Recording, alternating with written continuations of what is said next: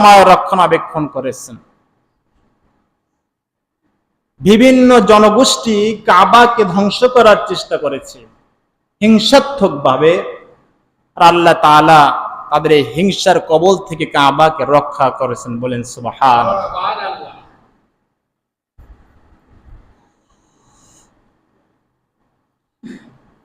আল্লাহ পাক রব্বুল আলামিন বলেন, আলাম তারা কাইফা ফাআলা রাব্বুকা বিআসহাবিল ফিল।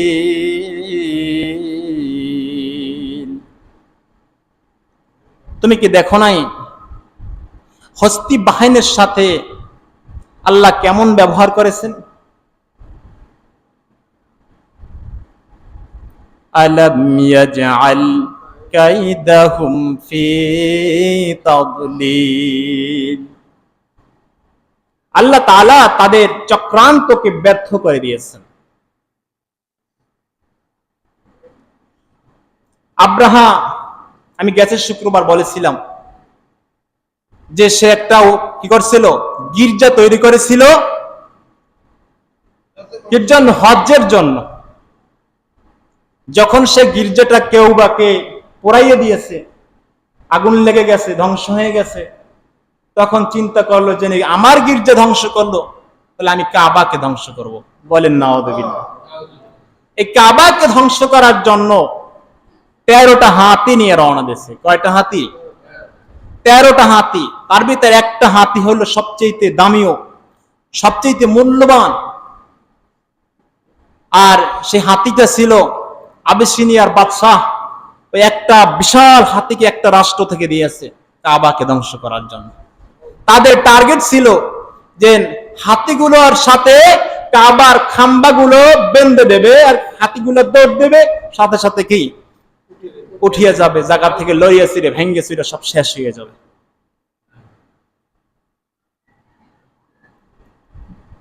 60,000 সৈন্যদেরকে নিয়ে রওনা দিয়েছে। 60,000 সৈন্যকে নিয়ে আব্রাহা চলে আসছে মক্কা শরীফ। আসার সময় সে চুরি করে নিয়েছে। কি বলেন? পথে ঘাটে যত ছাগল, গরু, দুম্বা যা কিছু পাইছে সব চুরি করে নিয়েছে। আমাদের অভ্যাস আছে কিনা বলেন? ক্ষমতা থাকলে ক্ষমতার অপব্যবহার করা হয়। ক্ষমতা থাকলে ক্ষমতার অপব্যবহার করা হয়। আমি বেটা, আমি অমুক, আমি সমুক, আমার মতো না ক্ষমতার কার আছে? এদেশের রাষ্ট্রীয় সম্পদ সব আমার। সে মনে করে সব তার, সব তার। এরকম ক্ষমতা দেখা যাবে না, কারণ ক্ষমতা বেশি দিন টেকে না। আমরা সবাই স্বচক্ষে দেখেছি বড় বাহাদুরি, বড় ক্ষমতা, বড় সন্ত্রাসী, বড় অস্ত্র সব বিলীন হয়ে গেছে, সব ধূলিসাৎ হয়ে গেছে 2-1 ঘন্টার মধ্যে। স্বচক্ষেই তো দেখলাম, নাকি? স্বচক্ষে দেখলাম না? এইরকম সবার ব্যাপারে বুঝতে হবে যে আমি ক্ষমতা দেখাই, আমার শক্তি দেখাই, এই শক্তি বেশি দূর পর্যন্ত পৌঁছে না, এর একটা শেষ আছে। এর একটা কি আছে? শেষ আছে। মুসা আলাইহিস সালামের সাথে ফিরাউন ক্ষমতা দেখাইছিল। মুসা আলাইহিস সালামের গ্রুপ তাদের প্রত্যেককে কি করেছিল? গোলাম হিসেবে বানাইয়াছিল। যেইভাবে আমাদের সবাইকে গোলাম হিসেবে বানাইয়াছিল, আমাদেরকে মানুষ মনে করে নাই, আলেমদেরকেও মানুষ মনে করে নাই, বিরোধী দলীয় লোকদেরকে যেভাবে মানুষ মনে করে নাই, মনে করছে সব ক্ষমতা তার। ঠিক ফেরাউনও কিন্তু এইরকম ক্ষমতা দেখাইছিল মুসা আলাইহিস সালামের সাথে। মুসা আলাইহিস সালামের দলবল বংশধর সবার সাথে ক্ষমতা দেখাইছিল, কিন্তু আল্লাহ তাআলা সবাইকে পানিতে ডুবাইয়া দুনিয়া থেকে বিদায় নিয়েছেন। আর আমরা দেখলাম মুসা আলাইহিস সালামের সেই রকমই মুহূর্তের মধ্যে ক্ষমতা বিলীন হয়ে গেছে। যারা ক্ষমতা দেখাইছে সব পলায়ন করছে। সবাই কি কি সবাই আপনার ছোট ছোট গারাজে যেখানে পাইছে সেখানে ঢুকিয়ে গেছে, মনে হয় যে তারা আর পৃথিবীর বুকে নাই, শেষ হয়ে গেছে। এরকম চুরি চামারি করা যাবে না। আমরা নামাজ পড়ি, ইবাদত বন্দি করি, ইবাদতের মধ্যেও চুরি করি, ইবাদতের মধ্যে মানুষকে মালে ঠকাই। যাওয়ার সময় আমরা রাস্তার মাটি চুরি করি, রাস্তার ইট চুরি করি, কি করি কিনা বলেন? রাষ্ট্রীয় সম্পদ চুরি করি কিনা বলেন? সুযোগ পাইলে পরের আমটা চুরি করি, সুযোগ পাইলে পরের তালটা চুরি করি, সুযোগ পাইলে আমরা পরের সম্পদ নষ্ট করি। অথচ নামাজও আমরা প্রথম কাতারে আছি, নামাজও প্রথম কাতারে আছে। আমরা মনে করি নামাজ পড়ার পর সব হালাল হয়ে যায়। বলেন নাউযুবিল্লাহ। কি কথা সত্য কিনা? কিছু লোক মনে করে যে নামাজ পড়ছি বাস হয়ে গেছে, এখন নামাজ পড়ার পর পরের ইট চুরি করে নিলে সমস্যা কিসে, সরকারি সম্পদ চুরি করে নিলে সমস্যা কিসে, আমি তো নামাজ পড়ে আসছি। হযরত আবু হানিফা রাহমাতুল্লাহি আলাইহি তিনি বড় একজন ব্যবসায়ী ছিলেন। এত বড় ব্যবসায়ী বাংলাদেশে হয়তো নাই। এরকম একজন ব্যবসায়ী, একার মালের উপরে একটা বাজার, একটা রাষ্ট্র অনেকটা প্রভাব পড়ে একার মালের উপর। এরকম আবু হানিফা রাহমাতুল্লাহি আলাইহির বিশাল বড় ব্যবসা ছিল। আবু হানিফা রাহমাতুল্লাহি আলাইহি তিনি ম্যানেজারকে পণ্য দিয়ে তিনি পাঠাইছেন মিশরে। মিশর ব্যবসা করার জন্য গেছে। যাওয়ার পর দেখতেছে আমার একার মাল আর তোকের মাল নাই, সুতরাং আমি একটু ঠেকাইয়ে বিক্রি করব, একটু সময় নিয়ে বিক্রি করব। সে 1-2 দিন করতে করতে 1 মাস পর্যন্ত মাল ছাড়ে নাই। যেভাবে আমাদের বাংলাদেশে অহরহর হইতে থাকে, তেলকে স্টক করে রাখে, মরিচকে স্টক করে রাখে, খনিজকে স্টক করে রাখে, এরকম চালকে স্টক করে রাখে 2-4 জন 5 জন ব্যবসায়ী স্টক করে রাখে, বলে এখন আমি যে দরে বিক্রি করবো সেই দরে কিনতে হবে। বলেন নাউযুবিল্লাহ। তুমি নামাজ পড়ার ইবাদত বন্দি করো, জান্নাতে যাইতে পারবা না। ম্যানেজার সাহেব তিনি স্টক করে রাখলেন। 1 মাস পর দেখতেছে মালের জন্য হাহাকার করতেছে। তখন সে বিক্রি করা শুরু করছে খেয়াল খুশি অনুপাতে।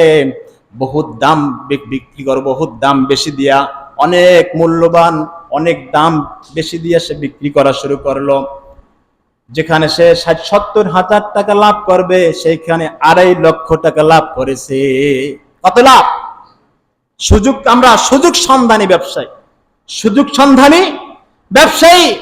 30 টাকা করে নুন চলে, কিন্তু কেউ আসিয়ে জানাইলো 150 টাকা চলতেছে, বাস নুন সব সরাই দিয়েছে, 150 টাকার নিচে আমি বিক্রি করব না।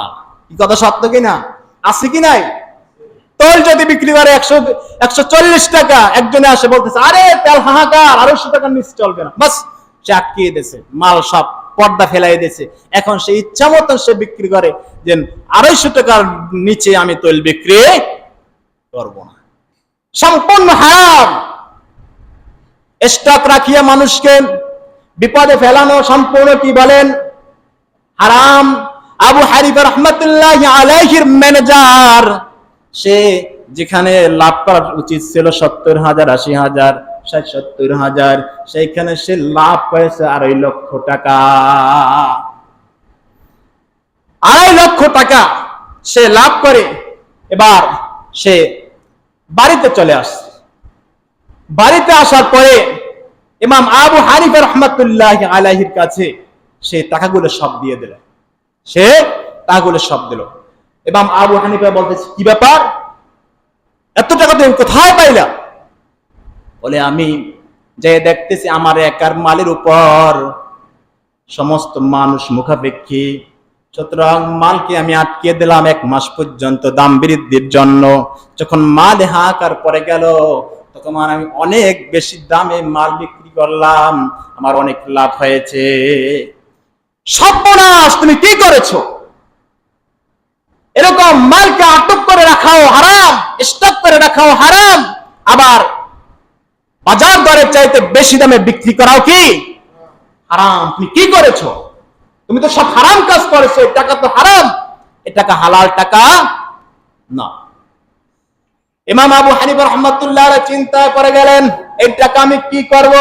আমার হালাল মালের মধ্যে যদি আমি হারাম টাকা ঢুকাই, সব টাকাগুলো তো হারাম পর্যায়ে পৌঁছিয়ে যায়। কারণ ব্যবসা করা সুন্নাত, রাসূল সাল্লাল্লাহু আলাইহি ওয়াসাল্লামের সুন্নাত। রাসূল সাল্লাল্লাহু আলাইহি ওয়াসাল্লাম ব্যবসা করেছেন, বিভিন্ন নবী রাসূল ব্যবসা করেছেন, সাহাবায়ে কেরাম ব্যবসা করেছেন।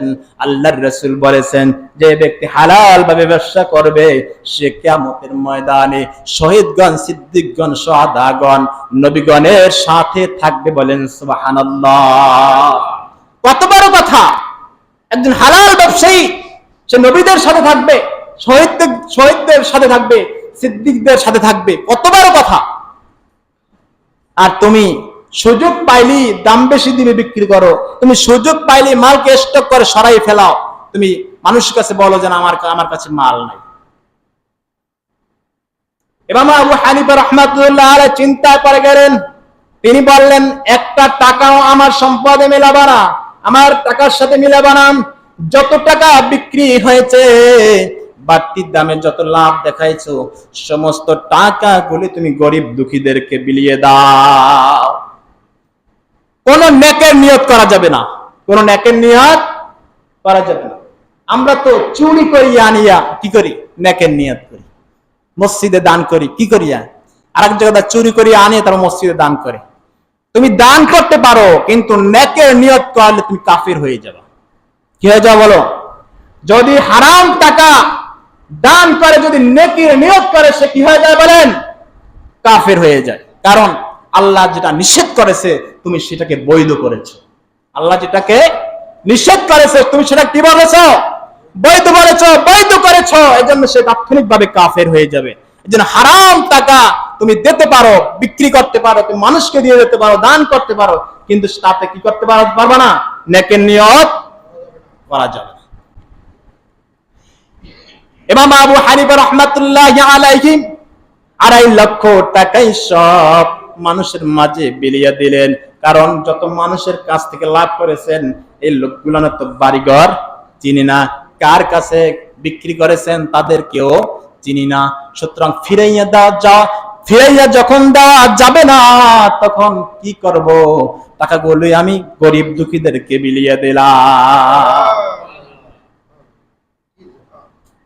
অঢাল সম্পদ তৈরি করো আর নামাজ পড়ো, কোনো লাভ হবে না। তুমি ব্যবসা করতেছ, আমি যাইয়ে হাত দিলাম, এখানে ব্যবসা করতে হলে আমাকে 2 লাখ দিতে হবে বছরে। সম্পূর্ণ কি বলেন? এই চাঁদাবাজি সম্পূর্ণ কি বলেন? হারাম। একজন লোক বলেছে আগে করতে অন্যরা চাঁদাবাজি, আর এখন করে আরেক গ্রুপ চাঁদাবাজি। আগে করতো অন্যরা চাঁদাবাজি, এখন তারা পলাতক, এখন আসছে নতুন গ্রুপ চাঁদাবাজি করতে। এই চাঁদাবাজি থেকে আমরা মুক্তি চাই। পিরিজপুর এক ব্যবসায়ী, তাকে বললাম যে আপনি তো ভালোই আছেন, ভালো নাই ভাই, দোকান ছেড়ে দিতেছি। কেন? বলে চাঁদাবাজি ঠেলায় আমার যত টাকা লাভ আসে তার থেকে বেশি আমার প্রতি মাসে চাঁদাবাজিতে যায়। কতক্ষণ পর পর এক এক গ্রুপে আসে, কতক্ষণ পর পর এক এক গ্রুপে আসে।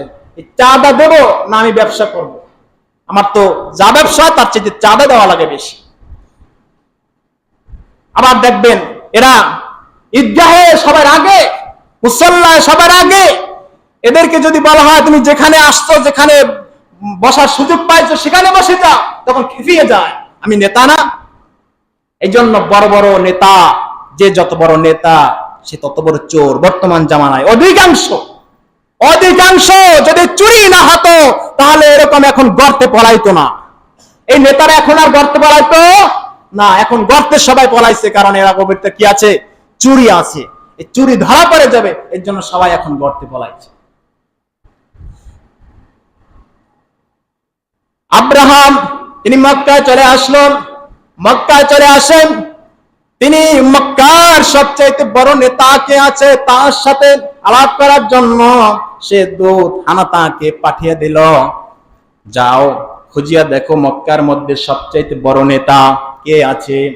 আমাদের সাথে যুদ্ধ করতে হলে তো এলাকার বড় নেতা দেখতে হবে, তার সাথে পরামর্শ করতে হবে, তারা কিভাবে আগাবে, যুদ্ধ করবে কিনা, এ সমস্ত ব্যাপারেও আলাপ করবে। ঠিক আব্রাহাম বড় নেতাকে খোঁজে, এরকম আমাদের মাঝেও বড় নেতা আছে, তখনও বড় নেতা ছিল। আমরা তো নেতৃত্ব দিতে পারলেই মনে করি আমি অনেক কিছু আমার কথা মতন সবকিছু চলে। অথচ রাসূল সাল্লাল্লাহু আলাইহি ওয়াসাল্লাম নেতাদের ব্যাপারে হুঁশিয়ার করেছেন। রাসূল সাল্লাল্লাহু আলাইহি ওয়াসাল্লাম বলেন, কিয়ামতের ময়দানে প্রত্যেক নেতার ঘাড় ধরে রাখা হবে। ফেরেশতারা ঘাড়ে হাত দিয়ে ধরে রাখবে, এক পাও সামনে যাইতে পারবি না যতক্ষণ পর্যন্ত তোমার প্রশাসনিক যত লোক ছিল তাদের সাথে কি ব্যবহার করেছো, কি আচরণ করেছো, সমস্ত হিসাব নিকাশ না দিয়া এক পাও কেউ লড়তে পারবি না। নেতা হওয়ার চাইতেছেন তাই না? নেতা, আপনি নেতা হবেন। নেতা হতে হলে আগে হুঁশিয়ার, সতর্ক থাকতে হবে। যে যত বড় নেতা তার দায়িত্ব তত বড়। যে যত বড় নেতা তার দায়িত্ব কি বলেন? তত বড়। এলাকার মধ্যে কে সমস্যা আছে, কে জুলুমি অবস্থা আছে, কে খারাপ অবস্থা আছে, কে খেয়ে আছে, কে না খেয়ে আছে, সব কিছু তার কি করতে হবে? দেখতে হবে। যদি সব দিকে লক্ষ্য করতে না পারে তাহলে তার জবাবদিহি করতে হবে। রাসূল সাল্লাল্লাহু আলাইহি ওয়াসাল্লাম বলেন, 40 বছর পর্যন্ত এই নেতাগুলো যদি তারা জবাব দিতে পারে, তারা যদি জবাব দিতে পারে, ন্যায় বিচার করে থাকে, সব কিছু ভাবে সুন্দরভাবে সুষ্ঠুভাবে করে থাকে, আল্লাহ পাক রব্বুল আলামিন তাদেরকে যদি যাওয়ার মতো অর্ডার দেন তো তারা জান্নাতে চলে যাবে। আর যাওয়ার মতো অর্ডার না দিলে তাদেরকে ধরিয়া জাহান্নামে নিক্ষেপ করা হবে। এজন্য হিসাব করে আমাদের নেতা নির্বাচন করা উচিত। আশাদ্দুন নাসি আযাবান ইয়াউমাল কিয়ামাতি ইমামুন জাইর। আল্লাহ রাসূল বলেন, কিয়ামতের ময়দানে সবচাইতে কঠিন শাস্তি হবে অত্যাচারী শাসকের। সবচাইতে কঠিন শাস্তি কার? অত্যাচারী শাসকের। রাসূল সাল্লাল্লাহু আলাইহি ওয়াসাল্লাম বলেন, কোন লোক যদি অত্যাচারী শাসককে সমর্থন জানায়, ভোট দেয়, তাহলে কিয়ামতের ময়দানে সে জান্নাতে যাইতে তো পারবে না, আমার উম্মত থাকবে না, আমার সাথে কোনো সম্পর্ক থাকবে না, আমার কোনো সুপারিশ পাবে না, হাউজে কাউসারের নিকটবর্তী হইতে পারবে না। তাহলে দোষী কি শুধু শাসক? যারা সমর্থন করায় তারাও দোষী, তার হবে কঠিন শাস্তি। আর আপনিও জান্নাতে যাইতে পারবেন না, কারণ আপনার সমর্থনে সে বড় হয়েছে, নেতা হয়েছে। আপনার সমর্থনে সে কি হয়েছে? নেতা হয়েছে। এই নেতা হওয়ার কারণে, যেহেতু আপনার সমর্থনে সে নেতা হয়েছে, আপনিও রাসূলের উম্মত না, আপনিও কিয়ামতের ময়দানে জান্নাতে যাইতে পারবেন না, আপনিও রাসূলের সুপারিশ পাবেন না, আপনি হাউজে কাউসারের কাছে যাইতে পারবেন। ওয়া রাসূলিল্লাহি জামিআন ফাকালা দুআফাউল্লাযীনা ইসতাকবারু ইন্না কুন্না লাকুম তাবআন ফাহাল আনতুম মুগনুনা আন্না মিন আযাবিল্লাহি মিন শাই। ক্বালু লাউ হাদানাল্লাহু লাহাদাইনাকুম সাওয়াউন আলাইনা আজফি'না আম সাবারনা মা লানা মিন মাহিস।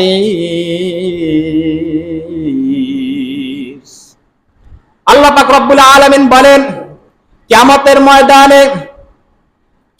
ময়দানে পাপী নেতারা, গ্রাম্য নেতারা, ওনারা বড় নেতাদের কাছে যেয়ে বলবে, নেতা সাহেব, দুনিয়াতে আপনি ডান দিকে চলতে বললে ডান দিকে চলতাম, বাম দিকে চলতে বললে বাম দিকে চলতাম, গুলি মারতে বললে গুলি মারতাম, কাউকে হত্যা করতে বললে হত্যা করতাম, বিপদে পড়ে গেছি, এখন আমাদের শাস্তি কিছু কমাইয়ে দাও। দুনিয়াতে তো আমি সমস্যায় পড়লে তুমি আমাকে উদ্ধার করতা, আমি জেলে গেলে আমাকে জেল থেকে বের করতা, দুনিয়াতে তো তুমি উপকার করছো, এখন আখিরাতেও আমাকে কিছু কি করো, উপকার করো, আমার কিছু শাস্তি একটু কমাইয়া দাও। তা কি বলবে? ক্বালু লাউ হাদানাল্লাহু লাহাদাইনাকুম, আরে রাস্তা তো আমাদের জন্যই নাই, আমাদেরই তো কোনো ব্যবস্থা নাই। সাওয়াউন আলাইনা আজাসিনা আম সাবারনা মা লানা মিন মাহিস, সব আমাদের জন্য সমান, ধৈর্য ধরলেও সমান, ধৈর্য না ধরলেও সমান, কিচ্ছু করার নাই, আমাদের হাতে এখন কোনো পথ। বুঝতে হবে আমরা কাদের অনুসরণ করতে আছি। إذ تبرأ الذين اتبعوا من الذين اتبعوا ورأوا العذاب وتقطعت بهم الأسباب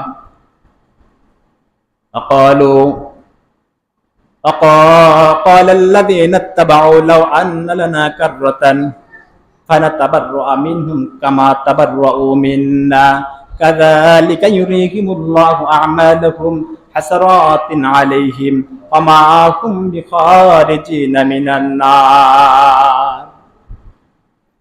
কিয়ামতের ময়দানে বড় নেতাদেরকে আল্লাহ বলবেন, ও নেতা সাহেব, তুই না অর্ডার দিছ ওদেরকে গুলি করার জন্য, তুই না অর্ডার দিছ ওকে হত্যা করার জন্য, তুই না অর্ডার দিছ ওর জায়গা সম্পদ দখল করার জন্য, তুই না অর্ডার দিছ তার ঘর লুটপাট করার জন্য, আজকে বিপদে পড়ে আছি, একটু উপকার করো। নেতা সাহেব বলবো, কই তোমাদেরকে আমি চিনি না। সেদিন ছিন্ন করে ফেলবে। পার্টি নেতাকে বলবে, আরে তোমাদেরকে আমি চিনি না, তোমরা কোথা থেকে আসছো, তোমাকে বাড়ি কোথায়, তোমাদেরকে আমি চিনি না। তখন তারা বিপদ হয়ে যাবে, তারা বলবে, আল্লাহ আমাদেরকে দুনিয়া আবার পাঠিয়ে দাও, যে নেতাদেরকে আমরা কত ভালোবাসতাম, কত তাদের কথা মতন হত্যা করতাম, আজকে তারা আমাদেরকে বিপদে ফেলাইছে, আল্লাহ দুনিয়াতে আমাদেরকে পাঠাইয়া দাও, ওর সাথে আমরাও সম্পর্ক সব ছিন্ন করে ফেলবো, ওরে এক গুয়ে বানিয়ে ফেলবো, আবার দুনিয়াতে পাঠাও। কি আবার পাঠাবে? কি বলেন, আবার পাঠাবে? দুনিয়ার বুকে পরীক্ষা যদি আপনি ফেল করেন, আরেকটা পরীক্ষা দিতে পারবেন, এক বছর ফেল করলে দ্বিতীয় বছরের আশা আছে। কিয়ামতের ময়দানে আপনি ফেল করলে ফেল, পাস করলে পাস, আপনার দ্বিতীয় পরীক্ষা দেওয়ার মতন কোনো ব্যবস্থা নাই। রব্বানা আরিনাল্লাযীনা আযাল্লানা মিনাল জিন্নি ওয়াল ইনস নাজআলহুমা তাহতা আকদামিনা লিয়াকুনা মিনাল আসফালিন।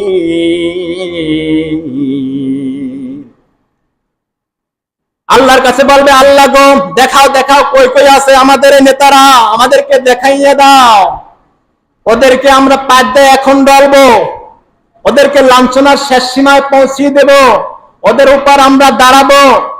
কিন্তু কাজ হবে কি?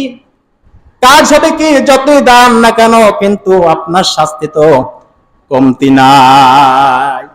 যে যত বড় নেতা, কিয়ামতে সে তত বড় বিপদগ্রস্ত।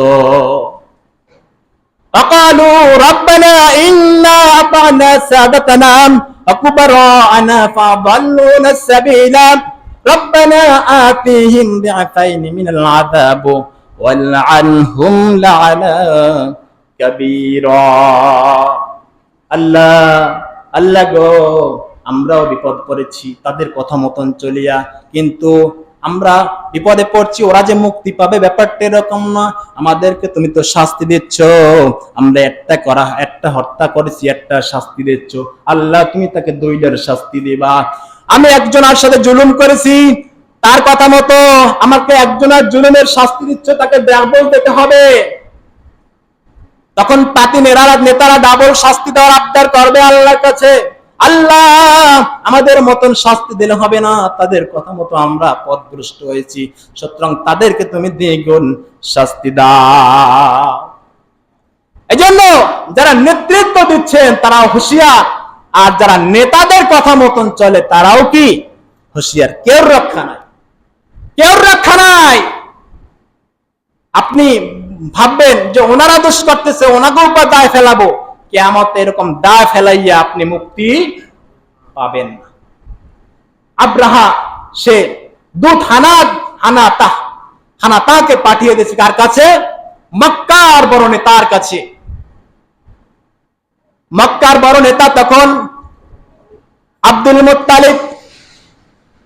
আব্দুল মুত্তালিবের কাছে যায় বলতেছে, আমরা আসছি কাবাকে ধ্বংস করার জন্য, আপনাদের সাথে যুদ্ধ করার জন্য আসি নাই। আপনারা যদি যুদ্ধ করতে আসেন তাহলে আপনাদের সাথে যুদ্ধ করতে হবে, আপনারা যুদ্ধ করতে না আসলে আমরা আপনাদের সাথে কোনো যুদ্ধ করব না। ইব্রাহিম আলাইহিস সালাম বলতেছে, যুদ্ধ তো আমাদের করার ইচ্ছাও নাই, শক্তিও নাই, কিন্তু এই ঘরটা আল্লাহর। হযরত ইব্রাহিম আলাইহিস সালামের স্মৃতি। কার স্মৃতি বলেন? ইব্রাহিম আলাইহিস সালামের স্মৃতি।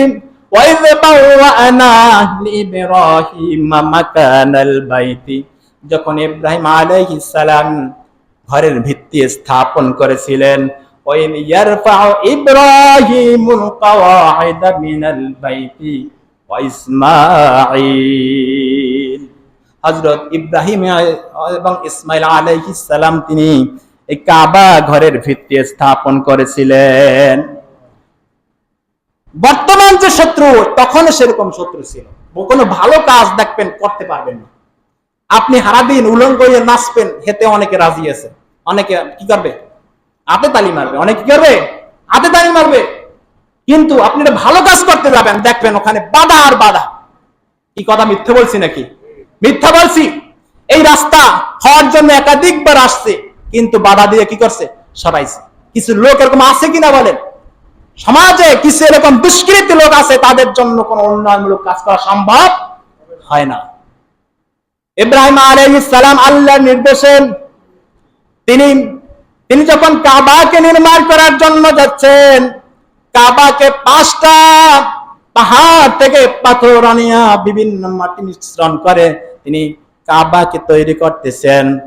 ওই স্থান থেকে তখন যাইতেছিল জুলকারনাইন বাদশা, সারা পৃথিবীর বাদশা জুলকারনাইন। সারা পৃথিবীর বাদশাকে বলেন, এই বর্তমান এরকম খন্ড খন্ড দেশের না, সারা পৃথিবীর বাদশা জুলকারনাইন। তিনি ওখান থেকে যাইতেছিল, দেখতেছে কি একটা নির্মাণ করতেছে। দাঁড়াইলেন, ইব্রাহিম আলাইহিস সালামকে ডাকলেন, হে ইব্রাহিম, তুমি এটা কি করতেছো? বলে, আমি কাবা নির্মাণ করতেছি। কার কথা মতন তুমি এই কাবাকে নির্মাণ করতেছো? কার কথা মতো?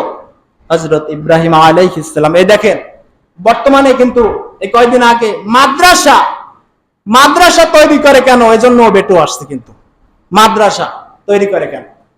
সরকারি পারমিশন লাগবে, এই জন্য এরা চেষ্টা চালাইছে যে সরকারি পারমিশন লাগবে মাদ্রাসা তৈরি করার। আপনার টাকায় আপনি কি করতেছেন? মাদ্রাসা তৈরি করতেছেন, তাও তাদের কাছে কি করা লাগবে? পারমিশন লাগবে। কি অবস্থা! জুলকারনাইন সে বলতেছে, তুমি এটা তৈরি করতেছো কার পারমিশন নিয়ে? হযরত ইব্রাহিম আলাইহিস সালাম বলেন, আল্লাহর পারমিশন নিয়ে। আল্লাহ তিনি কাবাকে নির্মাণ করতে বলেছেন। বলে, প্রমাণ কি? বড় প্রমাণ থাকলে দাও, প্রমাণ দেখাইতে হবে। ইব্রাহিম আলাইহিস সালাম তিনি দেখাইয়া দিলেন কয়টা ভেড়া। কয়টা ভেড়া দেখাইয়া দিলেন। তখন 5টি ভেড়া এক বাক্যে বলে উঠল, হ্যাঁ, আল্লাহ পাক রব্বুল আলামিন ইব্রাহিম আলাইহিস সালামকে কাবা নির্মাণ করতে বলেছেন। কয়টা ভেড়া বলেন? 5টা ভেড়া তখন সাক্ষ্য দিল, হ্যাঁ, আল্লাহ নির্মাণ করতে বলেছেন ইব্রাহিম আলাইহিস সালাম। তখন জুলকারনাইন বাদশা তিনি বলে উঠল, লা ইলাহা ইল্লাল্লাহু ইব্রাহিম খলিলুল্লাহ। আল্লাহ ছাড়া কোনো মাবুদ নাই, ইব্রাহিম আলাইহিস সালাম হচ্ছে আল্লাহর বন্ধু। তখন সে মুসলমান হয়ে গেল। জুলকারনাইন বাদশা সে কি হয়ে গেল? মুসলমান হয়ে গেল। এজন্য এই কাবার পিছনে বিশাল ইতিহাস রয়েছে। কাবাকে ধ্বংস করার জন্য বিভিন্ন সময় বিভিন্ন হিংসাত্মক চালাইছে, রক্ষণাবেক্ষণ করেছেন কে?